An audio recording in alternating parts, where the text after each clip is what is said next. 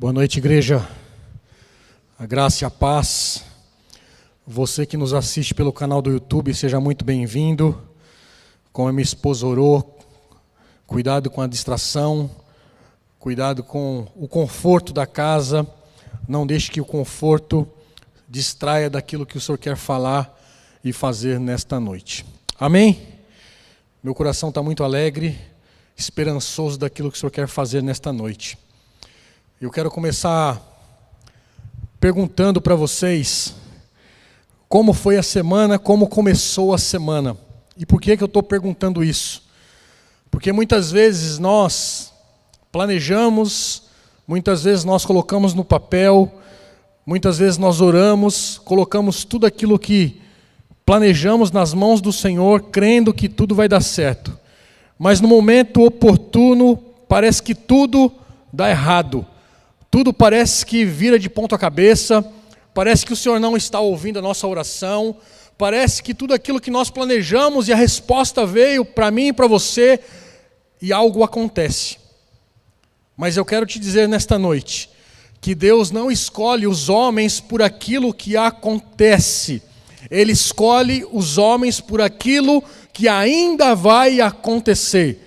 Porque nós acabamos de ministrar, de adorar o Senhor, o André ministrou o louvor sobre o Deus do impossível. E é nesse Deus que eu creio. Embora nós fazemos o planejamento, mas a resposta ela virá, ela vem do Senhor, o Todo-Poderoso Criador dos céus e da terra.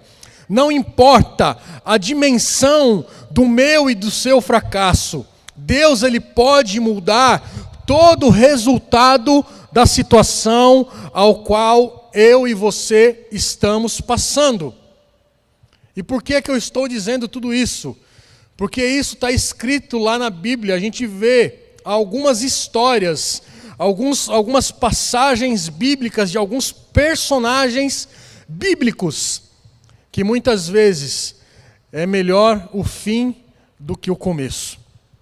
Muitas vezes nós não entendemos o processo que o Senhor está fazendo na minha e na sua vida.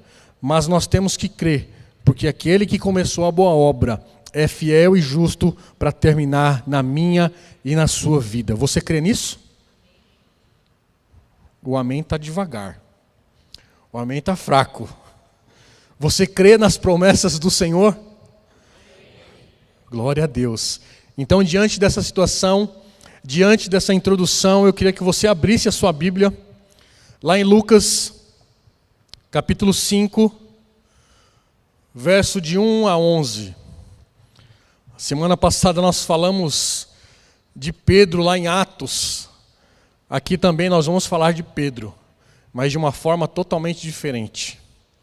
O tema da mensagem desta noite é do fracasso ao sucesso. E aí nós vamos entender o motivo pelo qual é este tema. Abriram aí, amém? Encontraram Lucas capítulo 5, verso de 1 a 11, para nós ganharmos contexto daquilo que o Senhor quer falar. Aqui o título da minha Bíblia, e a versão da minha Bíblia é NAA, e o título está dizendo aqui, A Pesca Maravilhosa, ou Os Primeiros Discípulos.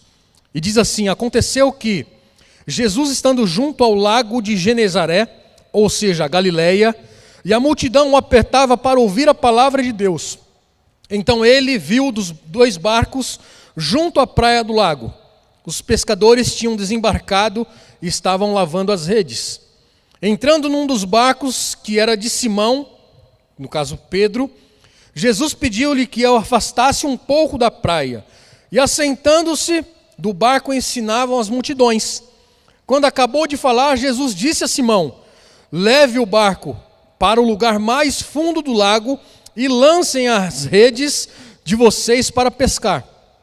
Em resposta, não podia ser diferente, Simão disse, mestre, havendo trabalhado toda a noite, não apanhamos, mas sobre a sua palavra lançarei as redes. Fazendo isso, apanharam grande quantidade de peixes, e as redes deles começaram a se romper. Então, fizeram sinais aos companheiros do outro barco para que fossem ajudá-los. E foram e encheram ambos os barcos, a ponto de quase afundarem. Vendo isto, Simão Pedro prostrou-se aos pés de Jesus, dizendo: Senhor, afaste-se de mim, porque sou pecador. Pois à vista da pesca que fizeram, a admiração se apoderou dele e de todos os seus companheiros, bem como de Tiago e João, filhos de Zebedeu, que eram seus sócios. Então Jesus disse a Simão: não tenha medo, de agora em diante você será pescador de gente. E arrastando eles os barcos para a praia, deixaram tudo e começaram a seguir Jesus. Este acontecimento que nós acabamos de ler, ele não é paralelo àquilo que está escrito lá em Marcos e Mateus, Mateus capítulo 4, de 18 ao 22, e não é paralelo a Marcos capítulo 1, dos 16 ao 20. E por que que não é paralelo? Porque lá nesses dois textos nós vamos ler que Pedro e André, eles estavam ocupados pescando. E aqui nesse texto que nós acabamos de ler, eles haviam pescado toda a noite e não pegaram nenhum peixe. Aqui há um ponto importante: as redes elas tinham que ser lavadas para não ter um mau cheiro, para não apodrecer, haja vista que eles estavam pescando peixe. E a gente sabe que peixe não tem um bom cheiro. Então Jesus chamou Pedro, André, Tiago e João, tempo antes que eles haviam viajado de Cafarnaum para a Galileia. Mas depois disso eles voltaram para fazer os seus trabalhos, para os seus trabalhos do dia a dia, ou seja, pescar. A vida inteira desses homens era pescar peixe, até porque o texto está dizendo que eles eram sócios, ou seja, eles tinham uma empresa de pescaria. Pedro, a gente sabe muito bem, nós lemos lá em Atos, que Pedro ele foi um instrumento de Deus para abrir a porta do Evangelho, tanto para os judeus como para os gentios. Jesus tirou Pedro de trás das redes como pescador para ser pescador de homens. E a pesca que nós acabamos de ler é a pesca maravilhosa de Pedro. Ou seja, Pedro ele deixou de pescar peixes para começar a resgatar as vidas que estavam se perdendo. Eu e você somos pescadores de homens. O Senhor nos chamou para anunciar, apregoar o ano aceitável do Senhor Jesus. Então, tome isso como a certeza daquilo que o Senhor nos chamou, nos separou para fazer, anunciar o Evangelho. Vocês não precisam ser pastor para pregar o Evangelho. Você pode pregar no trabalho, você pode pregar na escola, você pode falar com seu vizinho, com a sua vizinha, não importa. Pregar o Evangelho é falar da transformação, daquilo que o Senhor Jesus fez na minha e na sua vida. O texto que nós lemos, como eu disse, ele vai falar de uma pesca maravilhosa. Mas, primeiro, nós precisamos saber quais são os atributos de um pescador. Alguém aqui já pescou alguma vez? Com vara ou com tarrafa? Com vara. A pescaria com vara é totalmente diferente de uma pescaria com tarrafa. Uma pescaria com uma vara, você pesca sozinho. E os atributos de um pescador é coragem, paciência, ousadia, determinação para ficar naquele mar ou naquele lago, esperando até que um peixe fisgue o seu anzol.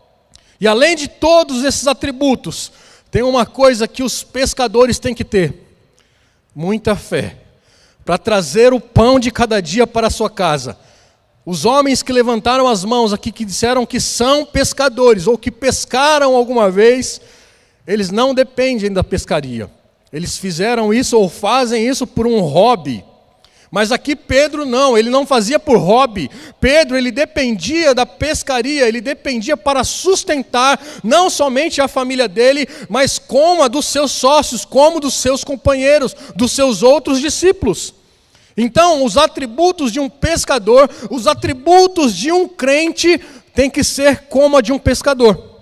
Tem que ter paciência, tem que ter determinação, tem que ter coragem e tem que ter fé para falar do amor de Jesus. É como se nós estivéssemos pescando almas para o Senhor Jesus. E diferente disso, o pescador, ele deve desenvolver habilidades necessárias para realizar o seu serviço. Você não pode jogar a rede de qualquer jeito, você não pode jogar a rede de qualquer lado. Tem que ter as habilidades necessárias. E aqui nesse ponto, aqui nesse texto, nós podemos fazer um parênteses e perceber que aqui há uma unidade. Aqui há um princípio de unidade. A mesma unidade que está escrito lá em 1 Coríntios capítulo 12, a partir do verso 12. Ou se você quiser ler a partir do verso 1, também é interessante. Nós vamos perceber que o corpo de Cristo é formado por nós. Se eu estiver doente, o corpo está doente. Porque cada uma das pessoas no corpo de Cristo tem uma função. Querem ver outro exemplo? Lá em Números capítulo 1, nós vamos ver lá o templo e a separação das tribos de Israel. Sabe quantas pessoas tinham nas tribos, naquela tenda? Mais de 600.000 pessoas. E cada uma daquelas pessoas tinha uma função e uma habilidade. Ou seja, eles estavam unidos em um só propósito, em um só plano, como a unidade da igreja descrito lá em 1 Coríntios capítulo 12. E por que eu estou dizendo isso? Porque aqui nesse texto que lemos, nós percebemos uma unidade entre eles, porque quando a rede estava cheia, a ponto de se romper, ele chamou os outros companheiros. Não somente para ajudar a trazer os peixes, mas também para dividir os peixes que foram pescados. Aqui, como eu disse, nós vemos um princípio de obediência. Obediência, lá em Jeremias está dizendo assim: dei-lhes, entretanto, esta ordem: obedeçam-me e eu serei o seu Deus, e vocês serão o meu povo. Vocês andarão em todo o caminho que eu lhes ordenar, para que tudo lhes vá bem.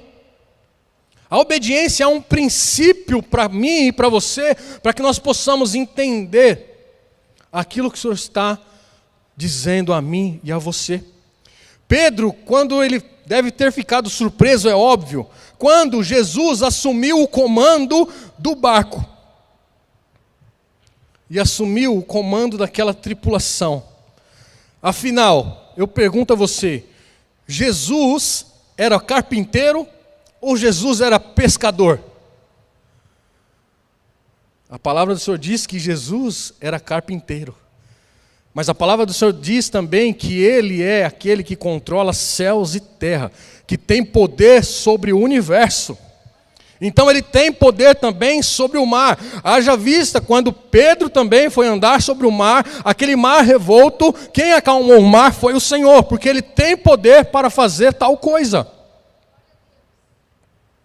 Todos os pescadores, todos aqueles que dependiam da pesca, eles sabiam que no mar da Galileia era o correto pescar ao longo da noite e não pela manhã. Era óbvio que pela manhã eles não iam pescar nada.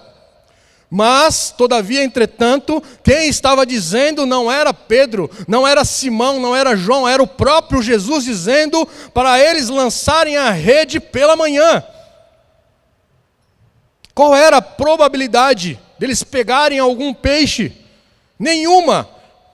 Mas quem disse a palavra não foi qualquer homem, foi o Senhor, o Todo-Poderoso, o Criador dos céus e da terra. Quando o Senhor dá uma ordem a mim e ao seu respeito, algo acontece. Eles começaram fracassado ao longo da noite, mas, como diz a palavra, o choro pode durar uma noite, mas pela manhã vem a alegria. Foi isso que aconteceu com Pedro, foi isso que aconteceu com os discípulos. Eles estavam cansados, pescaram a noite inteira e não conseguiram nada. E Jesus diz para eles caminhar, para eles jogarem a rede em águas rasas, aliás, com águas mais profundas.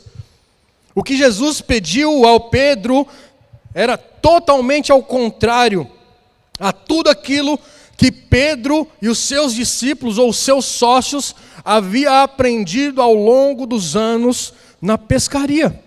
Mas lá no verso 5 de Lucas capítulo 5, o Senhor diz, Pedro diz, melhor dizendo, sob a sua palavra eu vou te obedecer, porque o Senhor, Ele tem poder sobre todas as coisas.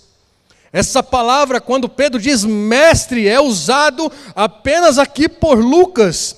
E essa palavra mestre, ela possui vários significados. E um dos seus significados quer dizer a autoridade, ou seja, a autoridade máxima.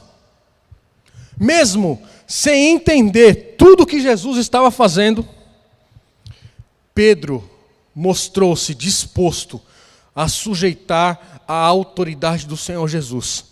Haja vista que um pouco antes no texto, capítulo 4, no finalzinho, o que Jesus fez pela sua sogra? Curou a sogra de Pedro. Então Pedro, ele sabia quem era Jesus, ele era poderoso para fazer infinitamente mais daquilo que eles estavam pensando ou imaginando. É importante lembrar que também uma grande multidão estava observando tudo na praia.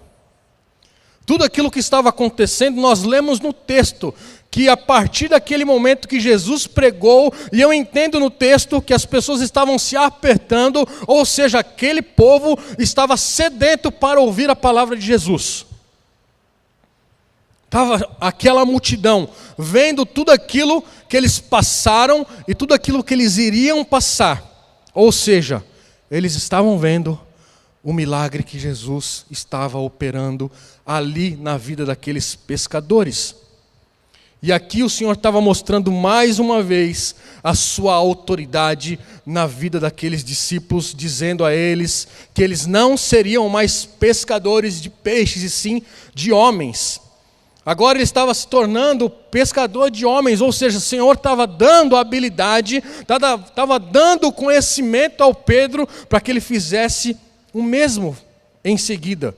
Jesus, Ele não quer que façamos coisas diferentes daquelas coisas que nós já fazemos. Como assim? Nós não somos pescadores de homens. Como é que nós vamos pescar? Falando do amor de Jesus. Vocês se lembram quando aquela missionária veio pregar, que até eu esqueci o nome dela? Katsui. Muito obrigado por lembrar. A Katsui, em uma determinada momento da sua pregação, ela projetou ali 7 ideias para nós começarmos a desenvolver algumas conversas espirituais. No seu trabalho, como é que você vai pregar para aquele fulano ou para aquela ciclana no trabalho? Como é que você vai falar do amor de Jesus? Usando essas habilidades. Se você não baixou esse material, baixe, porque ele é muito interessante. Ali ele vai dizer 7 passos ou 7 ideias para você começar uma conversa espiritual. E a partir daquele momento, você começa a falar do amor de Jesus. A falar do amor de Cristo. Como é que você foi resgatado? Comece falando isso.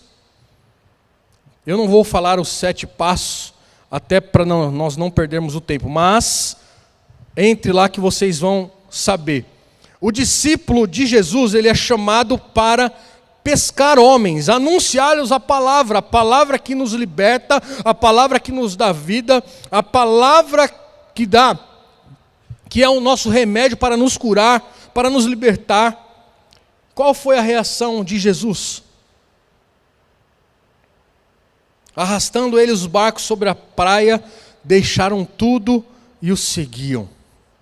Lucas tem o cuidado aqui de usar um verbo que é pescar. Sabe qual é o significado dessa palavra pescar? É pegar e conservar vivo.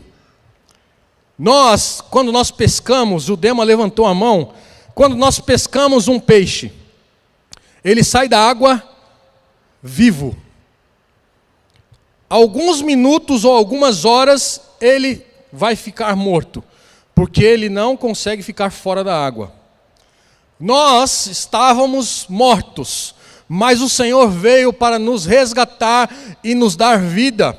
É totalmente diferente do peixe. O peixe estava vivo, mas vai morrer. Nós estávamos mortos nos nossos delitos e nos nossos pecados, mas o Senhor Jesus veio e soprou vida, e vida com abundância em mim e em você. E por isso nós temos este privilégio de pregar, anunciar o Evangelho para os outros que ainda não entenderam. O pescador de Betsaida foi pescado pelo carpinteiro de Nazaré. Simão Pedro, ao contemplar as redes cheias e o barco quase afundando, imediatamente ele se prostrou diante de Jesus e reconheceu que não estava perante a uma pessoa comum como as outras. O homem que estava acostumado a lançar as redes, agora ele foi apanhado, ou seja, foi conquistado pelas redes da graça do Senhor Jesus.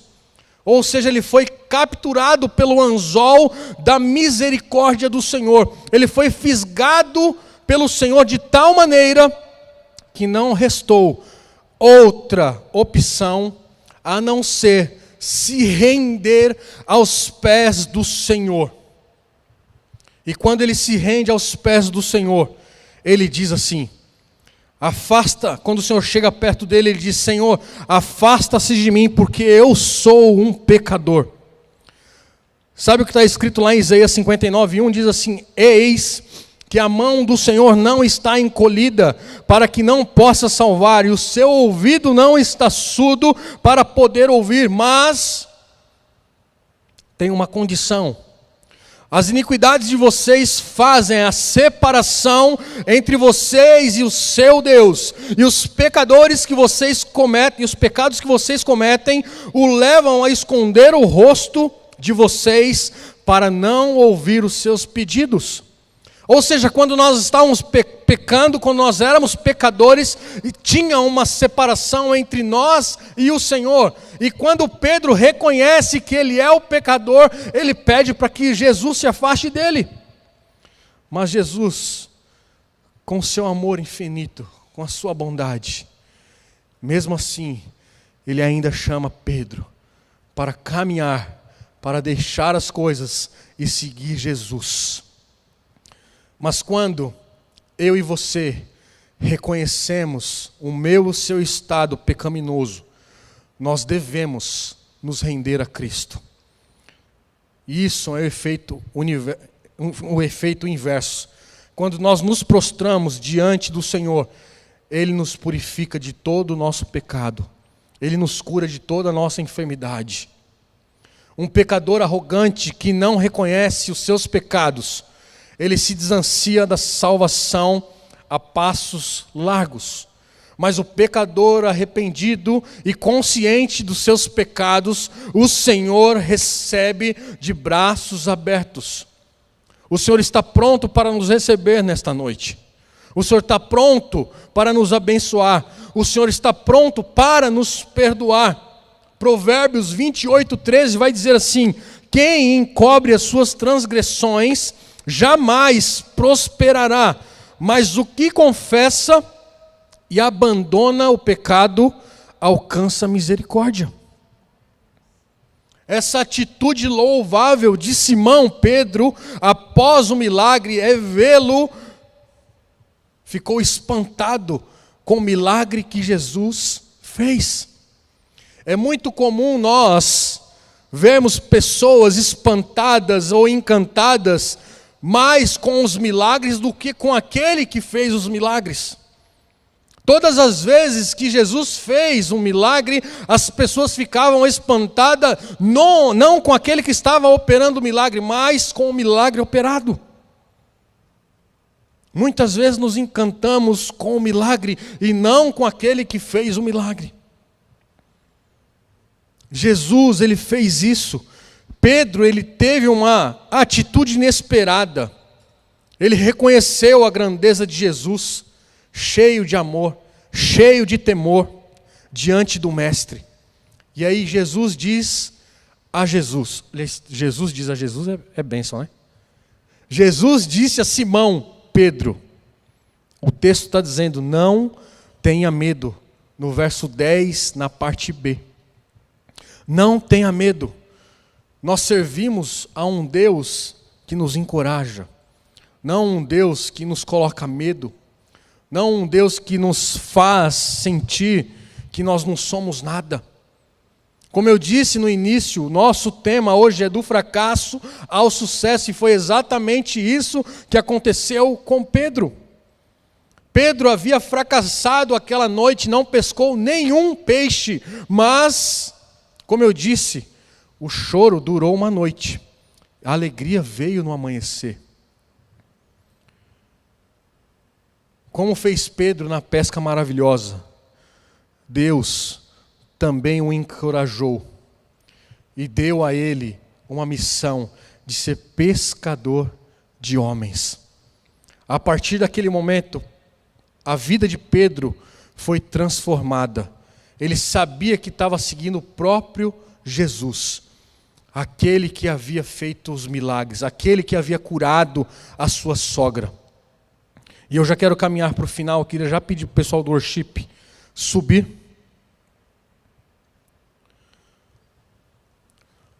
Lá no capítulo 6 do livro de Isaías, nós vamos ver também o texto que Isaías ele estava com receio do chamado, daquilo que Deus iria fazer.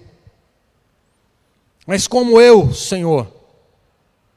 Talvez você pergunte nesta noite, mas como eu? Apenas diz, eis-me aqui. Como Ele vai fazer? Deixa Ele te conduzir. Pasmem vocês, queridos. Eu não sabia nem falar em público. Eu tinha medo, eu tinha pavor. Abrindo um parênteses aqui. Todas as vezes que eu tinha que apresentar um trabalho na faculdade, eu não ia na aula. Eu esperava todos apresentarem para depois eu entrar na aula. E hoje onde eu estou? Vocês acham que não, mas eu sou tímido. Alguém riu aí, mas é verdade. Minha esposa sabe muito bem disso. Mas o Senhor transformou o medo daquilo que eu tinha de falar em público, de lidar com as pessoas, de olhar nos olhos das pessoas. Me fez pastor. Não sabia, mas um dia eu disse, Senhor, eis-me aqui. Talvez você não seja pastor, talvez você não seja um ministro de louvor, mas seja aquilo que o Senhor quer que você seja. Como eu disse lá, a unidade, lá em Números capítulo 1, todos eles estavam envolvidos na obra em unidade, e cada um deles faziam aquilo que tinha sido determinado para eles. O que Deus faz na vida de um homem, Ele também tem o poder de impactar aquelas pessoas que estão ao nosso redor. Pode ter certeza que quando você foi encontrado por Jesus, alguma coisa aconteceu na sua família, alguma coisa aconteceu na sua vizinhança, porque nós éramos uma pessoa, agora nós somos outras pessoas. E só isso traz uma certa curiosidade. Como era o Eduardo e como ele está hoje? A partir desse momento aí, sim, você começa a falar do amor de Jesus. Aí você começa a inserir aquelas 7 ideias, 7 passos, para você inserir um assunto espiritual. Era impossível esse temor, aquilo que havia acontecido, não alcançar aquelas pessoas que estavam vendo, aquelas pessoas que estavam à sua volta.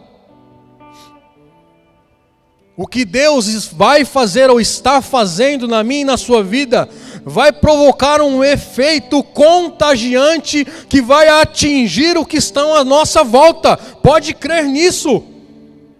Quando o Senhor transforma uma vida, Ele não quer alcançar uma vida, Ele quer alcançar a sua vizinhança, a sua parentela, os seus filhos, os seus parentes,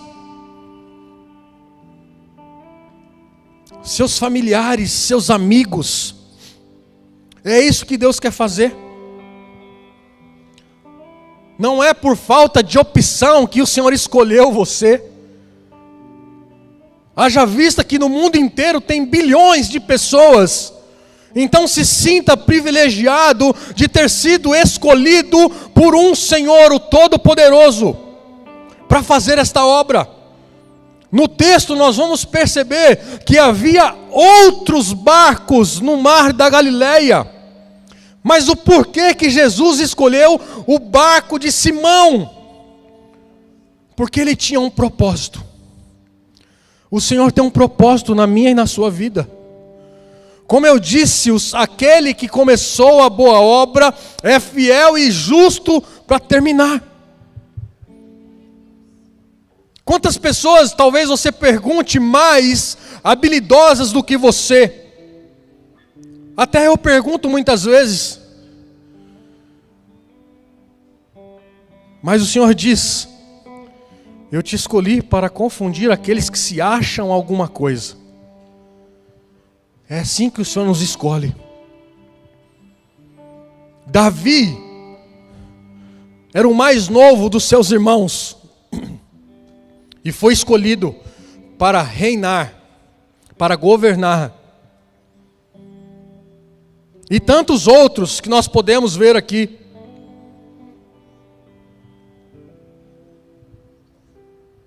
Qual foi o seu fracasso? Ou qual está sendo o seu fracasso? Eu queria te convidar a ficar em pé.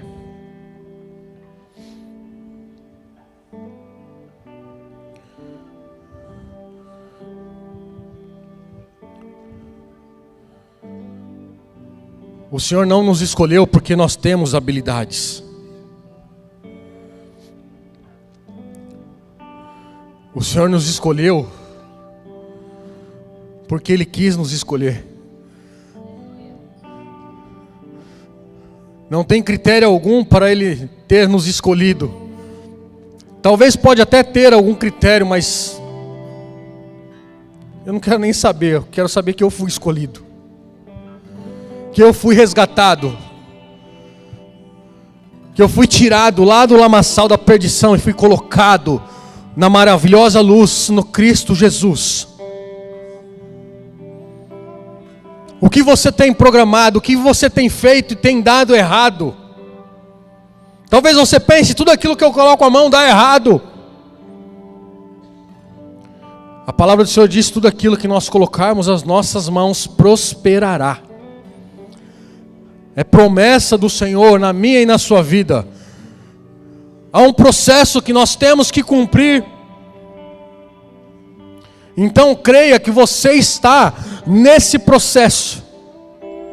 Até que o Senhor não cumpra, continue louvando, continue adorando, continue buscando, continue se alegrando na presença do Senhor. Não esqueça de quem você era e de quem você é. Pai, em nome de Jesus, nós não somos mais escravos do medo. Nós somos os teus filhos. Nós somos a menina dos teus olhos, Pai. Nós somos aquele que o Senhor nos resgatou com o seu infinito amor. Pai, em nome de Jesus, que nós possamos entender a nossa identidade no Senhor. Pai, nós acabamos de adorar, nós não somos filhos do medo. Toma nas tuas mãos, Pai, a cada família aqui representada, as famílias que nos assistem, Pai. Pai, quantas pessoas estão aprisionadas, ó Pai, no medo, aprisionadas, ó Pai, em nome de Jesus, no fracasso. Mas, Pai, em nome de Jesus, a sua palavra nos diz e nos garante que nós somos mais do que vencedores em Cristo Jesus, Pai.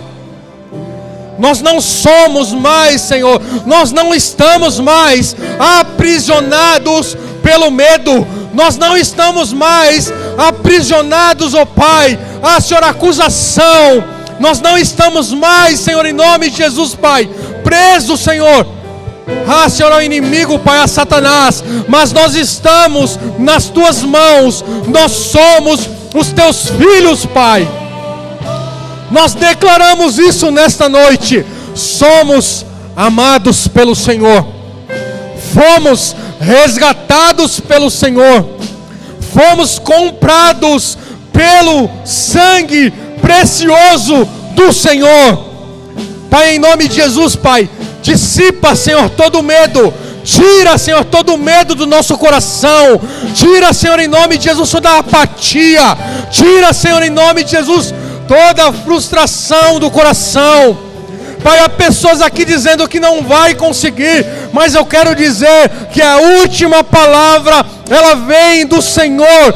O sim e o amém, ele vem do Senhor dos exércitos, o Todo-Poderoso, o Criador dos céus e da terra.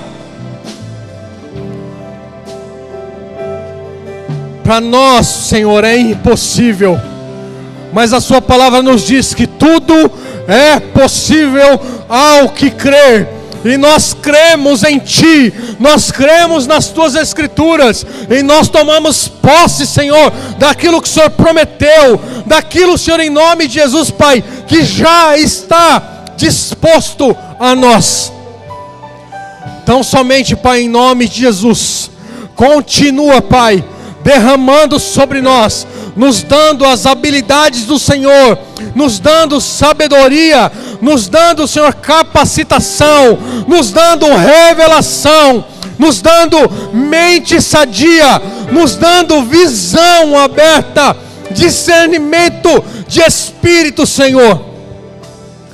Pai, em nome de Jesus, venha tirar do nosso coração toda a amargura, venha tirar do nosso coração toda a falta de perdão, venha tirar do nosso coração, ó Pai, tudo aquilo que impede de nós chegarmos ao Senhor, de nós chegarmos ao seu trono e te adorar, e te exaltar. A sua palavra diz, Pai, que o véu ele foi rasgado, Pai, não há mais, Senhor, em nome de Jesus, Pai, nenhuma separação. Pai, em nome de Jesus, toma nas suas mãos as famílias aqui representadas. Toma nas suas mãos, Pai, em nome de Jesus, as famílias que nos assistem. Pai, em nome de Jesus, muda, Senhor, a nossa história. Muda, Senhor, em nome de Jesus, Pai, o nosso fracasso para o nosso sucesso. O nosso sucesso não é conquistar, o nosso sucesso é te adorar. O nosso sucesso é reconhecer o Senhor como nosso Salvador. Pai, em nome de Jesus, em nome de Jesus, Pai, que nós possamos, ó Pai, como a sua palavra nos diz, queremos ser pescadores de homens, queremos ser pescadores de almas. Pai, em nome de Jesus, gera em nós a ousadia de falarmos do seu amor, de pregar o seu evangelho em tempo e em fora de tempo. Derrama, Senhor, em nome de Jesus no seu povo esta ousadia. Derrama ousadia, Senhor. Derrama, Senhor, intrepidez. Derrama, Senhor, em nome de Jesus, Pai, sobre as nossas vidas a unção, a capacitação que vem diretamente do seu trono, que vem diretamente, Senhor, em nome de Jesus do Senhor.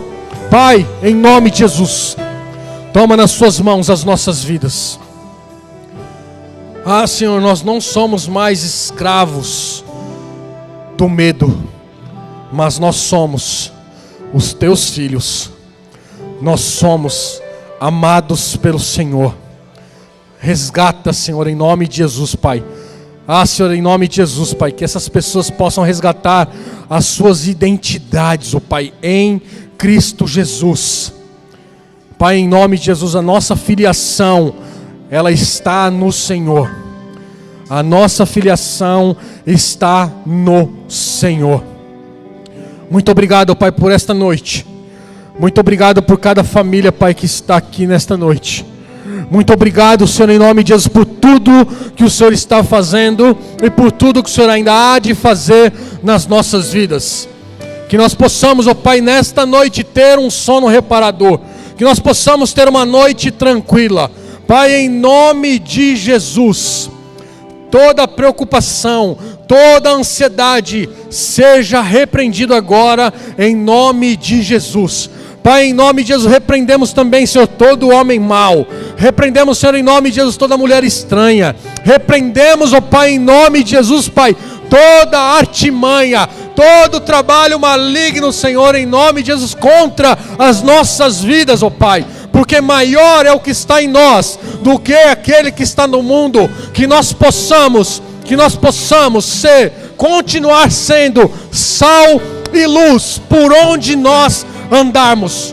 Pai, em nome de Jesus, toma nas tuas mãos as nossas vidas, e que a graça do Senhor Jesus Cristo, que o amor de Deus o Pai, que a consolação do Espírito Santo seja conosco hoje e para sempre. Deus os abençoe. Vão na paz em nome de Jesus.